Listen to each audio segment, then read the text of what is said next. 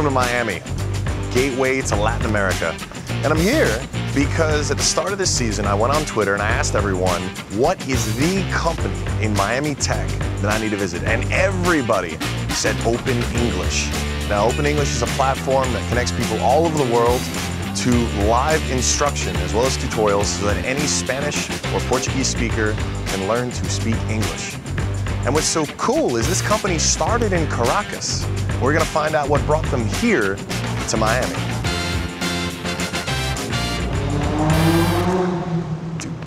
Hey man. I'm Alexis Ohanian, startup founder and Y Combinator partner. Over the last year, I went on a 200 event book tour and met people building small empires all across North America. Now I'm back with a new season, revisiting some of my favorite stops from the tour. The thing that makes software companies so attractive to venture capitalists is that once you have an app finished, the costs of scaling that business are really low. You could sell it at an app marketplace, and costs for cloud software are getting cheaper every day. Startups who have to hire humans to grow face a much more challenging environment. If you have to hire a new salesperson, driver, or stock boy for every 100 new customers, that's going to eat a lot of your margins. Open English, a language learning startup, is dealing with this classic conundrum. Its service is popular and can be distributed anywhere in the world, but the company has to hire salespeople and teachers to support that growth. The trick here is to make sure your costs don't outweigh your revenue, obviously. Otherwise, all the money and time that have been invested in Open English will fall by the wayside.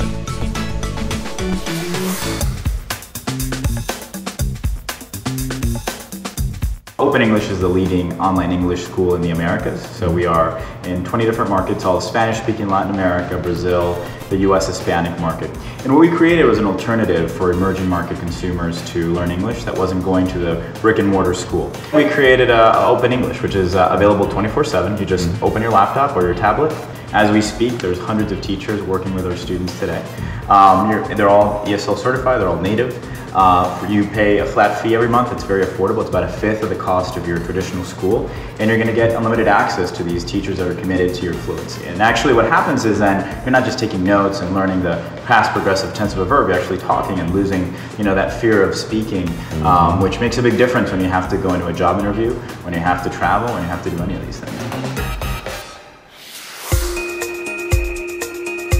It's invaluable, invaluable.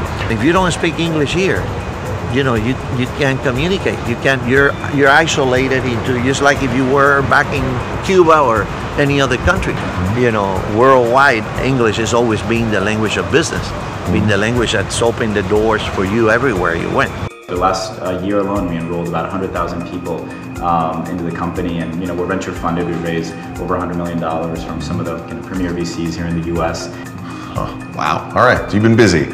We have been busy. Been very busy. I always had a passion for languages. I actually grew up traveling around the world. My dad was a diplomat, so lived in 9 different places. Got to see a lot of different cultures. And English was, I realized, not just a language, but as a tool for success and a tool for global communication. We see it as really a transformational step in your development.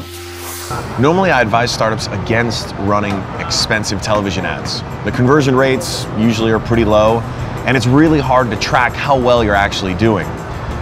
That said, most of the companies I'm advising are looking at the American market. They're not necessarily looking at the Latin American market. And what's so interesting about this is, for Open English, they found a way to build a brand through television spots, probably because so many of their market audience isn't spending a dominant amount of their time online. They're still watching a lot of TV. So the bottom line is, if you're going to do marketing, understand your market. Boom, boom, on the moon. Boom, boom, on the moon. Boom, boom, on the moon. Boom, boom, on the moon.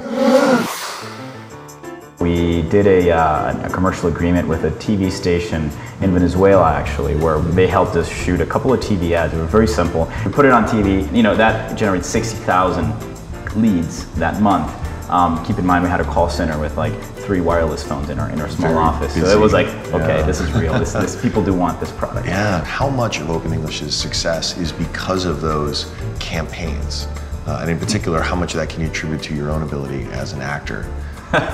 At the time when we started, we didn't have any money, so we needed somebody who was bilingual and who looked Latin. So they said, hey, Andres, why don't you do the other guy for this first commercial, and we see where it goes. And the first commercial went viral. and it was very hard to change, the faces in the ads. So It's been, 5 years, and I'm still doing ads every 6 months. We go and we still actually write our own scripts, and we micromanage that process, a lot. We do a new ad every month. The last ad that we had, this ad called Persuasion, it got 12 million views on Facebook the day before it went on TV. So there's a whole following there that's just waiting for the next Open English commercial. And presumably you get stopped on the streets? Yeah, so when I go down to LATAM, it's a bit of a production. So we have these Israeli security guards. Wait, seriously? Yeah, they go with us because you can't get through the airport. Like the minute I sit down on the plane, people are Instagramming and tweeting and all that rest of that. That's legit. And you get to the airport and there's people waiting. So it's a bit of a production.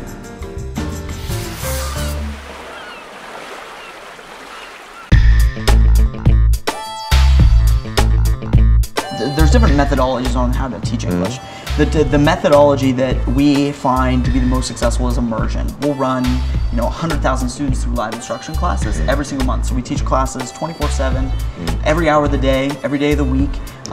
And so there's a lot of human interaction, right? So rather than you just trying to go through a lesson on your own, we actually supplement that with a lot of live instruction talk time with teachers. Now, this platform is designed for native Spanish speakers to be learning English.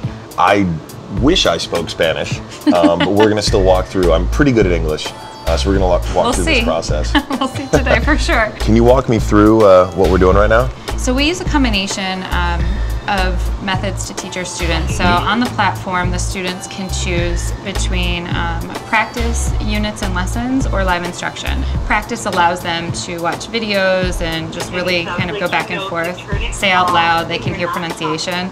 Live instruction, which is what you're seeing here, is speaking with a native English teacher. So unlike some other language programs, they actually have access to teachers 24 hours a day, 7 days a week, and they're native English teachers, so they live across the world, but they're generally American-speaking English teachers, so they can actually learn from their little village wherever they're at, and really have that opportunity to speak with someone who speaks perfect English without an accent, which you don't see in most countries. It's really hard to find a teacher on site that that is an American that speaks perfect English. These are highly educated professionals that come with a strong ESL background.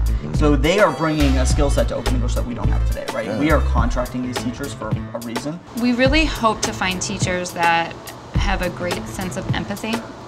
This process, learning a language, is not easy, specifically for an adult. And so our teachers, we hope, that have had that experience, which is why we hope to find teachers that also speak Spanish or Portuguese. They've gone through the process before, and so they're definitely much more empathetic to how a student learns.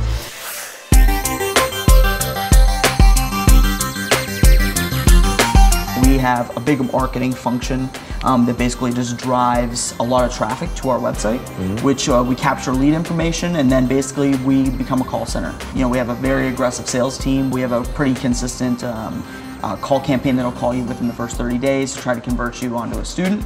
So all that started with a handful of people in an apartment in Venezuela, which then grew to a call center, which then expanded into the rest of LATAM. Learning English is hard, so there's a lot of engagement that needs to take place. We'll call you when you're not logging on. So how many different call centers do you have right now? We have 3 call centers today. About 10% of our business is from Venezuela today. So we have all the call center operations supporting the sales and service of those students there. We then have the rest of LATAM, so all Spanish-speaking Latin America is serviced out of Bogota, Colombia. And we have, between sales and service, we have another 500 reps probably there. Wow. And then we have started and launched Brazil, which is our newest market, but we've been there probably about 18 months. And when we started Brazil, we set up operations in São Paulo. So we have about 100 reps there across sales and service. When I think about this and where it is today, it is easy to get caught up with, like, holy shit, look at all the success. I want to go back. I want to bring it all back to where it started. I had literally $700 left to my name, and I bought a ticket with miles, and I took my $700. And I remember on the flight just feeling this sense of weight that my co-founder had told me, look, if you don't come back with a check and some way to sustain this thing, I'm out. I have to I have to generate some money for my family, and pretty much everybody was on that same boat. So I literally had like a 2-week window to actually get a check from someone in a city I didn't really know anyone. And people there, they understood how to invest in startups, but they didn't really understand Latin America. So when trying to sell them on this vision of an $80 to $100 a month subscription product for the emerging middle class in Latin America that we were going to promote through TV commercials, it was completely contrary to everything they were seeing. They're like, hey, but Netflix is $7.99. How are you going to charge $80 to someone that may not have a credit card in Peru? So it was very hard to raise money from VCs. And so we started raising money, $20,000, $50,000 at a time. It took 2 years, but we raised $2 million.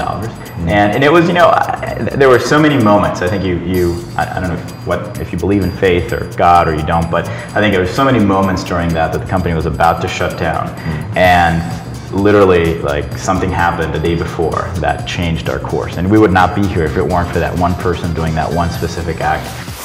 Open English has raised a little over $120 million, and I really hate it whenever I see fundraising announcements get celebrated as if it were some big milestone. Look, that's not your money, right? You're giving up equity in exchange for money that you'll put back into the business to hopefully grow it to justify that investment. In Open English's case, they want to open into a new market, Brazil, which is a different language, a very different culture, and it's a question of whether or not they can do it because that's what they have to now. They have to grow, and it means expanding into new countries.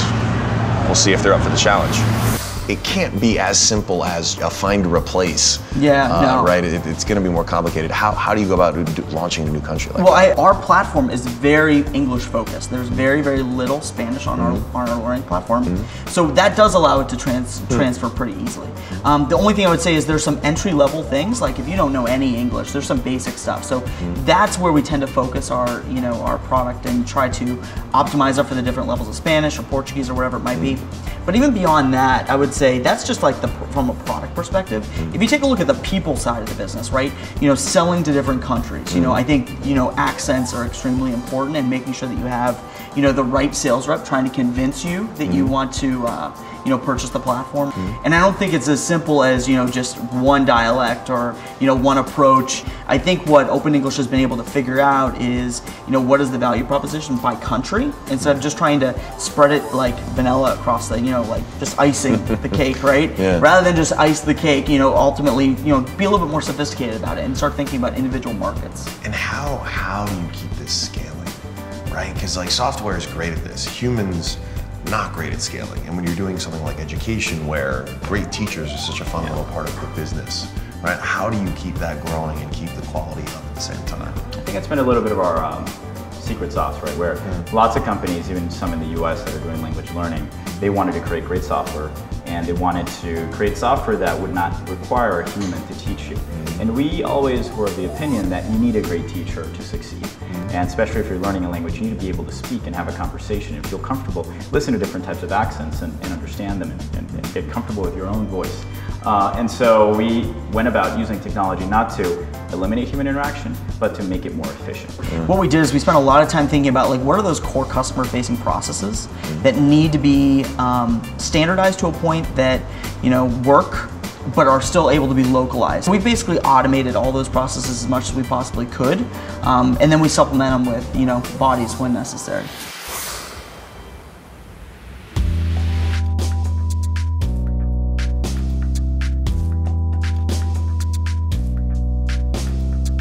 Speaking of things that don't scale, right? How do you build and maintain a great network of instructors? I think ultimately, if you can set up a good operations where you have a funnel that is constantly out marketing to new teachers, bringing them on, certifying that they fit Open English, and then setting them up for success, at Open English, you're always going to be ahead of the growth.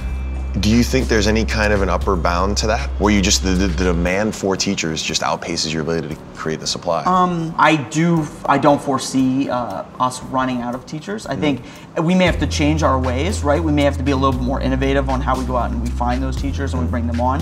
And I think Open English has built a brand in the marketplace as well, where teachers are reaching out to us. Now we're very picky with who we allow to become teachers, and I want to hold that quality standard at a certain level. So we want to maintain that, but I think that we'll be able to figure it out as we move forward. So this software, this is Blackboard? Yep. So you've built out a curriculum, and then you didn't have to write your own software for this. You're just using Blackboard to power the actual teaching? Correct. We use Blackboard Collaborate, and it essentially just allows us to access our students across the world. Is there an option for video? The teachers are able to, and actually students are able to do video. We don't use video for the most part because most students in South American countries don't have the bandwidth to handle it. Sometimes the teachers will try and kind of see, but if any of the students has an issue, we don't want to cause a problem with them. Sure. Are we doing well in this class? I can't get a sense because of our lack of participation. I don't think so, probably not. We're We're doing getting lapped. We're getting lapped right now.